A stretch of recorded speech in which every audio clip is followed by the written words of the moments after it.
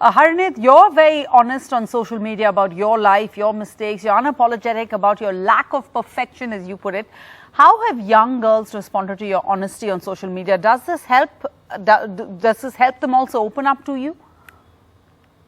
Initially, I feel like a lot of young girls, especially, react negatively to something like this because they are so conscious of their own bodies and how they are seen in the world that seeing a woman who is not as conscious often comes as a slightly rattling movement to them. They're just like, oh no, this is also a way to live. So what I've seen over the years, because so much of my audience has grown up with me, is that it starts off with a bit of resistance and then they lean in very wholeheartedly to it.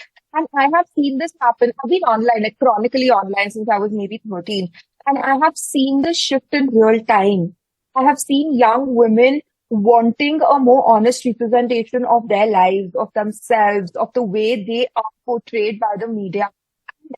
Voice is not something that, it's not a minority anymore. Young women often define a lot of the media trends that we follow and enjoy. We are the biggest audience in the world, so to speak.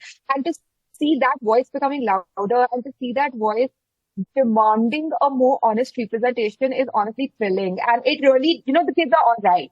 They will be all right. And that's the best bit of it. So, Harnidh, what would be the 5 mindset swaps that you would give to young girls for more affirmative thinking? The first thing which I have always advocated is body neutrality.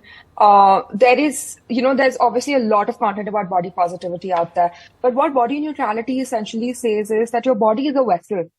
You don't always have to love it. You don't always have to hate it. You can also choose to be neutral about it and think of yourself as a person beyond your body. There's so much more you can do. What body neutrality allows you to do is to stop hyperfixating on your body. And that's very important. Once you stop constantly being so critical about yourself, you will immediately find yourself less anxious about how you look and what you wear and how your body feels. The second thing is that so much of all the health and fitness content I grew up with, was all around thinness. Lose weight because you should be thin. Nobody till recently was like, lose weight because you should be healthy, because you have so much to live for and so much to do. So reframing that context is so important, that you work on your body not because of a certain aesthetic goal, but because your body has so much to do. You're a woman with so much potential. Why isn't it coming out to the world? The third thing, it's very important to remember that so much of what women's aesthetics are designed around are two things: subjugation and capitalism. You keep women busy and hungry in the pursuit of a perfect body, and they don't really raise their voices about other important things. And it's very easy to sell a perfect body. Women continue buying because we've been fed that sort of truthism that, oh, you invest money in it and you will get a great body. To reclaim your body from such standards is so important, because then you're suddenly free to think of other things. You're suddenly free to think of how annoying it is to constantly be worried about your body, and then you're like, oh wow, I never thought of this. Fourth, I highly recommend this to all young women I speak with. When you're fixated on how you look and what you are perceived as by the world, you forget that there is a lot more to you. You need to be skilling yourself up. You need to be making yourself financially independent. And what happens is that since women lose control of their lives in so many other ways, they try to regain that control over their bodies. We've seen this in our families also. No, the women who have the least control over their circumstances are going to constantly be dieting, constantly be exercising. So once you start reclaiming control over the rest of your life, you will automatically find yourself more at peace with yourself and your body, because there is so much more. There is so much more meat to the person you are, and that is so important. You have to be a person. And finally, the last one. Consciously consume media and literature and art that discomforts you.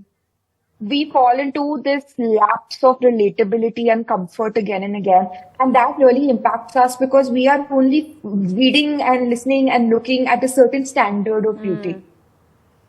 Start exploring other things, watch movies from other, countries, read books and translated from different languages. What you will realize is it shatters your idea of the beautiful woman because so much is beautiful for other people. And then you realize that you could, biryani, you can make everyone happy. The best you can do is just be at peace with yourself, and that is a superpower. Harneet, मेरा एक सवाल आपसे ये था कि social media का इतना दबाव रहता है, लेकिन सोशल मीडिया में एक तरफ जो यंग गर्ल्स हैं बहुत सुंदर दिखना चाहती हैं, जो भी आर्टिफिशियल पैरामीटर्स, और दूसरी तरफ जिस तरह से कहा जा रहा है कि आप एक स्मार्ट व्यूअर बने सोशल मीडिया के, तो हेल्दी फूड के बारे में भी और बहुत हेल्थ बेनिफिट्स के बारे में भी तमाम चीज़ें बताई जाती हैं सोशल मीडिया में. क्या आपने कुछ ट्रेंड देखा है शिफ्ट का पॉजिटिविटी के तरफ? क्या आपका आंकलन है?